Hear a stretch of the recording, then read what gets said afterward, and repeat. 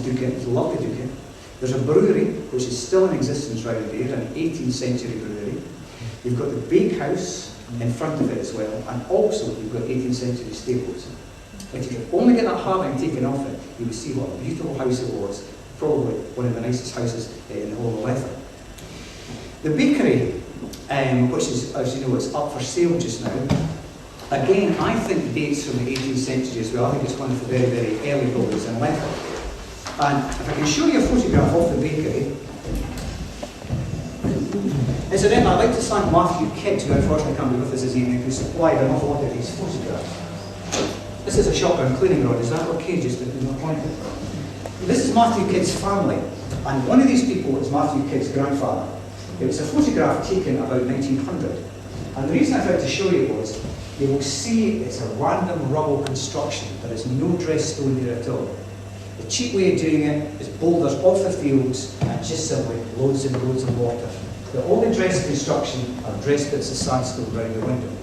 So this bakery probably dates from about 1770, 1780. You can see the panels there, we're getting the loaves out of the ovens and so on. And that's the main door that you go into the bakery today. As you can tell, it's all been restored today. Unfortunately, they managed to keep the frontage off it there. But the next time you go up, have a look and you'll find it's very, very different from all the other houses in Letham and its actual construction with this kind of random rubble construction here.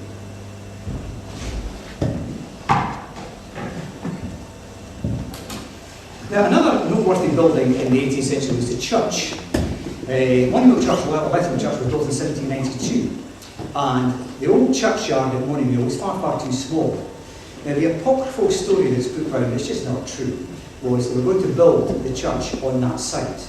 And the people in Letham, they shifted all the surveyors' poles and that, and they dumped it at the top of the Kirkway. Ah, it's just a good story. There was just more space at the top of the Kirkway, and it gives you a far, far nicer view. Now, that church is a very, very good quality style of construction. The town itself dates from quite a bit later. It's about 1820, 1830, but the church itself is 1792. So again, along with Letham lands, it's making it one of the oldest buildings that's still in existence in Letham to this day.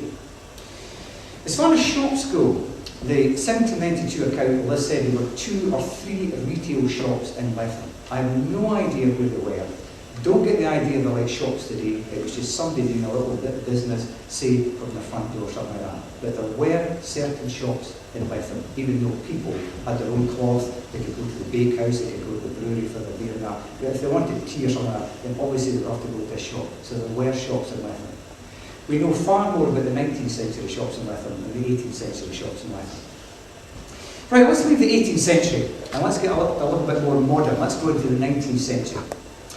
Letham is an early 19th century village, and the Letham we know today came into being about 1810, 1820. When you look at Letham, that is Letham, it's 1810, 1820.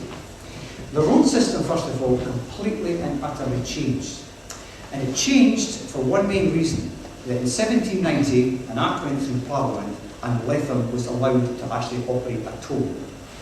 The toll, as you know, down at Letham Toll there, came into being in 1790. And the toll was in existence for a considerable number of years, right up until about 1860, when they were abolished. When the railways came in and councils took over responsibilities for roads. So for about 70 years, Letham Toll was in existence.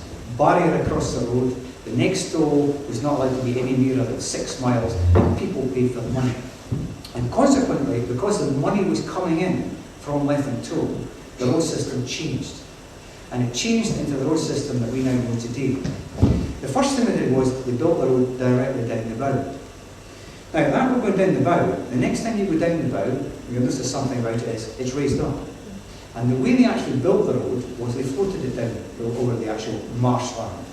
Because when the marsh was being drained in the 1970s, Jimmy Stewart pulled out some enormous dead oak trees. And these oak trees were put down there along with brushwood to actually float the road across. And that's why the road is undulating, and occasionally they've got to actually fix it because it's actually bottomless and it's actually floating down there. And of course that would be a very expensive process, and it was paid for by the toll system. The next map I'm going to show you in 1820 will show you the brand new road system that came in. Then the second road they built was the road going from Letham to Fernie. And again, they adopted the same principle for that was they floated that road along there. And they then connected it up with Melville Lodges as well. Now, as we said before, there are still problems in that road with it going up and down because of the amount of marshland that there actually is there today. Now, if I can show you this map, this is one that dates from 1828.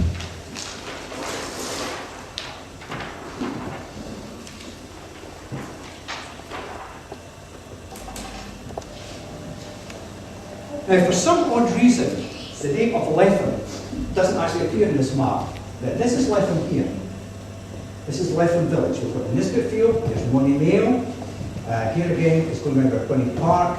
Now, there's a new church. When you see the sign for the church built in 1792, there's a new church there, and here is Letham here. Now, you can see we've still got the crossroads here going up here and going along here. But we've now got the road that's actually built around 1810, 1807, something like that. But you see we've got the name TB there. Now TB stands for toll bar, which means there was a toll there. You can see there's the road going directly down to the Bow of Fife that's just been built about 1800, 1810. Here's the road now going up to Fernie here, coming down the main N92. The road before I showed you, which bisected the Earl of Letham and Melville's estate, has now been taken far further south. The old Melville Lodges that were in existence when I was a boy, they dated from about 1810. You got the road to come down, built the lodges here. Now that's why, the quarry are going to actually reinstate the original driveway. They've got this fabulous line of beech trees coming down here, but the beech trees stop there, because that is the site, that is the original road, and that was the original driveway. If you want to go up Melville House today, you come from the lodges up here, you do a dog leg, and you go up that way. So when they reinstate these beech trees, they will only go to there, they will not come down to Melville Lodges roundabout because the road system was altered in the early 19th century. Any other things there? No, we don't. I think that's about all. Again, I have this map to actually show you later on if you like to have a look at it. Now, the buildings in Letham in the 19th century are the ones that we're familiar with today. The first amount of buildings that were done were down the actual road. Now, the reason these buildings were actually made in the row was it was due to the Earl of Letham and Melville.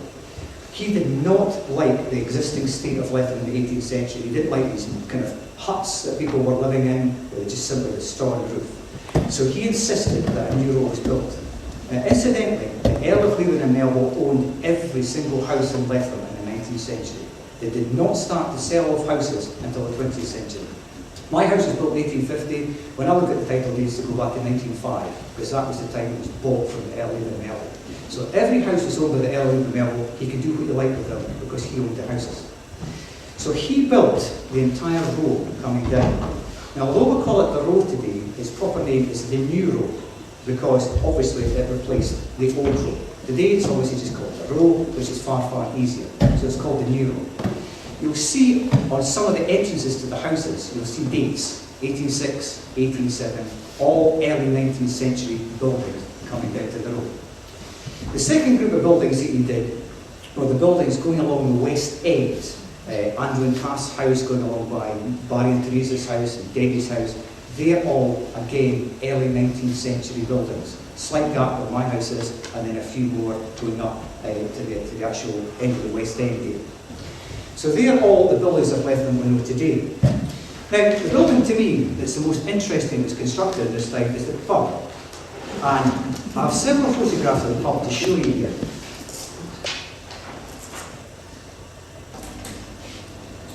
These photographs, incidentally, were all taken by the chap who lived in my house at the turn of the 20th century, a chap called R.J.P. Spence, who was a semi-professional photographer and he took very good quality photographs.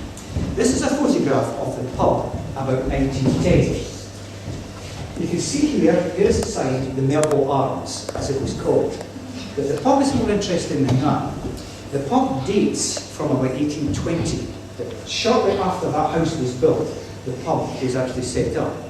There are references to the pub in the famous Winnie Park murder of 1830, where after the boy had done the murder, he came to the pub and started drinking. So it was certainly in existence in 1830. But it wasn't called the Melville Arms. It was actually called the Crown Inn. It was called the Crown Inn from 1820 right up to about 1905. That was the pub in Letham, the Crown Inn. A new owner took over about 1905, and he or she changed the name for some reason, I don't know why, to the Melville Arms. The pub continued in existence right up until World War II, maybe about 1938, 39, something like that. It closed down, my guess is because of the Depression during the 1930s, and that was the end of the pub. So that pub was in existence for about 110, 120 years, something like that, the Crown Inn. Now, it's a shame that Mike Farrell's not here tonight, actually, but I think when Mike running these excellent Letham nights, he calls it the Transition Tavern. I think you should tell Mike he should be calling his pub here the Crown Inn, because it would be really nice to have the Crown Inn in existence again in Letham Hall after such a long absence. None of this Transition Tavern. The Crown Inn would be a lot better. One or two other interesting things to note here. Letham was very famous for two, this one here, you can just see over here, absolutely enormous elm trees. And these elm trees were brought down in the 1950s. I've got a lovely photograph I'm going to show you of them actually being brought down because they were deemed to be unsafe. Circular seat round here, as you see, we've still got a circular seat today. And of course, we've got the copper beech that's now planted. Now I'm going to be a right teacher here. I'm going to actually ask a question and I don't want an answer. I want to show off and tell you the answer is. Bus shelters here. This gate, I bet none of you have ever really looked at that gate before. It's an early 19th century gate, a fascinating gate. I just want you to put your hand up, don't you dare give me the answer if you know the answer. Why is that gate absolutely fascinating? After you hear the story, you're all going to look at it. Come on, give me a hand up. Yes, nobody knows. Nobody knows. Well, if you look very carefully, there's about 5 or 6 spikes in the top of this gate, all painted black.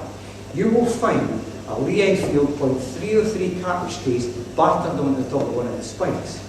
Now the reason it was put on there, it was Matthew Kidd's uncle who went off to World War I, and when he came back, he was hanging about for a bus or something like that. He actually smashed it onto the top of the gate, battered it on with a stone. And that cartridge case has been on top of that gate since 1915, 1916.